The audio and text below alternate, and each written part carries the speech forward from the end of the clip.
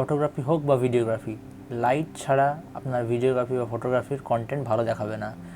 কারণ লাইট হচ্ছে একটা মোস্ট ইম্পর্ট্যান্ট পার্ট যদি আপনি ফটোগ্রাফি করেন বা ভিডিওগ্রাফি করে থাকেন।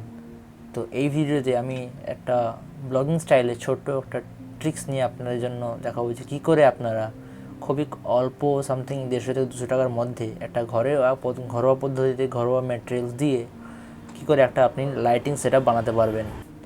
So hey guys, you are watching Passionate Jeet with Subhajit with love from Kolkata. Be passionate, be yourself.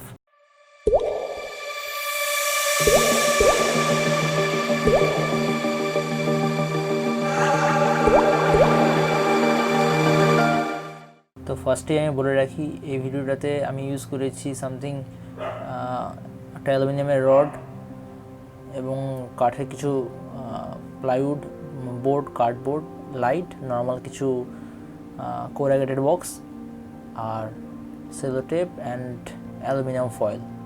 এই কটা আইটেম দিয়ে আপনার মোটামুটি ভিডিও সেট আপ হয়ে যাবে। তো লাইট এমন একটা জিনিস ফটোগ্রাফি বা ভিডিওগ্রাফির জন্য যেটা ছাড়া কিন্তু আপনার কন্টেন্ট ভালো হবে না।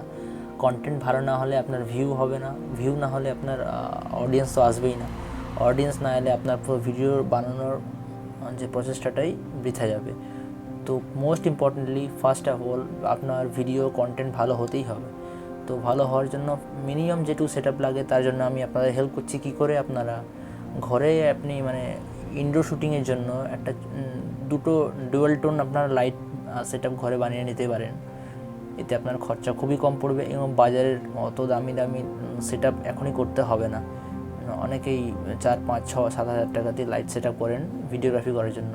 যদি আপনি একটা ছোটো ইউটিউবার হন বা বিগিনার ইউটিউবার হন তাহলে আমার এই ট্রিক্সটা পুরোটা দেখতে থাকুন, পুরো ভিডিওটা আপনার খুব কাজে লাগবে। ওকে, তো ভিডিওটা স্টার্ট করি। ফার্স্টে বলে রাখি, এই ভিডিওটা আমি শ্যুট করছি আমি আমার নিজের ইনডোর লাইটিং সেট আপ দিয়ে। আর যখন আমার লাইটটা ছিল না তখন আমি যে এই লাইট সেট আপটা বানানোর প্রসিডিওরটা উইদাউট ইনডোর লাইট করেছি, তাই জন্য কিছুটা গ্রিন আছে, তার জন্য আমি ক্ষমা চাইছি, কারণ আমার লাইট ছিল না। এখন থেকে এরপর থেকে প্রত্যেকটা ভিডিও এই লাইট আমি ইউজ করব এবং ভিডিওর কোয়ালিটি আমি আশা করি আপনাদের নেক্সট ভিডিওতে আপনাদের খুব ভালো ভালো কন্টেন্ট দিতে পারবো। তো এর জন্য ভিডিওটাতে একটা লাইক করবেন এবং সাবস্ক্রাইব করে রাখবেন, কারণ আমি এরকম ভিডিও অনেক ট্রিক্স অ্যান্ড টিপসের ভিডিও আপনারা দিতে থাকবো। এছাড়া পাশাপাশি ব্লগিং, ট্রাভেলিংয়ের ভিডিও এক এক করে আসতে থাকবে। সো আমি আমার লাইটের বেসের জন্য এই কার্ডটা ইউজ করেছি। ফার্স্ট অফ অল আমি এই কার্ডটাতে ড্রিল মেশিনের মাধ্যমে ড্রিল করে নিয়েছি, যেখানে আমি আমার ট্রাইপডের স্ট্যান্ডটাকে লাগাবো। এখন আমি চিজেল বা স্ক্রুড্রাইভার হোক যে কোনো কিছু দিয়ে আপনি এই সার্কেলটাকে আরও বড় করতে পারি যাতে আমি রডটাকে আরও সুন্দরভাবে প্লেস করতে পারি। তো বেসিক্যালি এই কারণেই আমার হোল করার এই সিস্টেমটা দেখানো হয়েছে। আপনি অন্য কিছু ইউজ করলে অন্য ডিফারেন্ট নিজের কোনো ওয়ে ভেবে নেবেন। তো এটাই। এবারে আমি অ্যালুমিনিয়ামের আমার রডটাকে আমি হোলের মধ্যে প্লেস করছি যাতে ঠিক মতোভাবে ওটা দাঁড়িয়ে থাকে।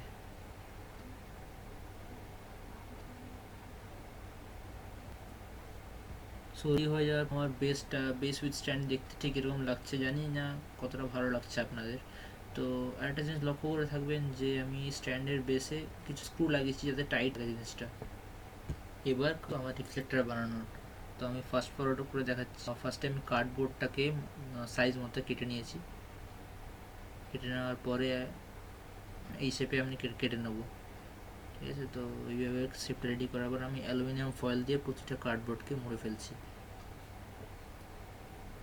একটা জিনিস অবশ্যই খেয়াল রাখবেন, যখনই আপনি রিফ্লেক্টরটা বানাবেন চেষ্টা করুন যতটা সম্ভব কম যাতে রিঙ্কল পড়ে অ্যালুমিনিয়াম ফয়েলের ওপরে, তাহলে রিফ্লেকশনটা ভালো হবে। এবারে বাকি কাজ হচ্ছে সেলেট দিয়ে বাইন্ডিং করে নেওয়া। তার ফার্স্ট কাজ যেটা করতে হবে সেটা হলো আপনার লাইটিংয়ের জন্য যে হোল্ডারটা আপনি নিচ্ছেন সেটাকে আগে বেসে বসিয়ে নেওয়া। তো তার জন্য আমি মাপঝোঁক করে বেসে একটা পয়েন্টিং করে নিচ্ছি যে কোথায় স্ক্রুটা লাগবে, যে স্ক্রুটা through holder through base with the stand connect করবে, ধরে রাখবে। তো আমি ওই সব মার্কিংগুলো করে নিচ্ছি।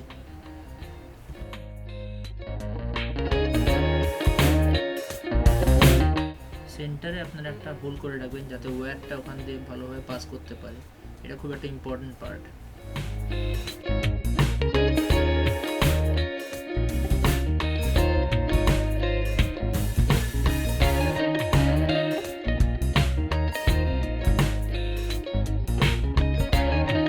নাও আমাদের বেস উইথ হোল্ডার রেডি। এবারে কাজ হবে প্রতিটা রিফ্লেক্টকে ডাক্ট টেপ বা ভালো সেল টেপ দিয়ে ভালো করে টাইট করে জুড়ে ফেলা। সেম প্রসিডিওর আপনারা ভেতরের দিকেও করবেন, ভেতর দিকেও সেল টেপ অবশ্যই ইউজ করবেন। অ্যান্ড বাই দ্য ওয়ে বলে রাখি, এই কাজে আমাকে হেল্প করেছে আমার বাবা, আর আমার কোনো বন্ধু বান্ধব তো এখানে থাকে না, তো বাবাকে দিয়ে আমি কাজগুলো করিয়েছি। থ্যাংক ইউ বাবা। সো মোটামুটি সব কিছু রেডি হয়ে গেছে। তো দেখুন এবারে আমাদের 4টে রিফ্লেক্টর একসাথে কত সুন্দর লাগে। এবারে আমাদের কাজ হচ্ছে বেসটাকে সেট করে দেওয়া। তো আমার লাইট রেডি, একদম ঝাক্কাস লাগছে কি না, দেখুন কেমন লাগছে লাইটটাকে, দারুণ লাগছে।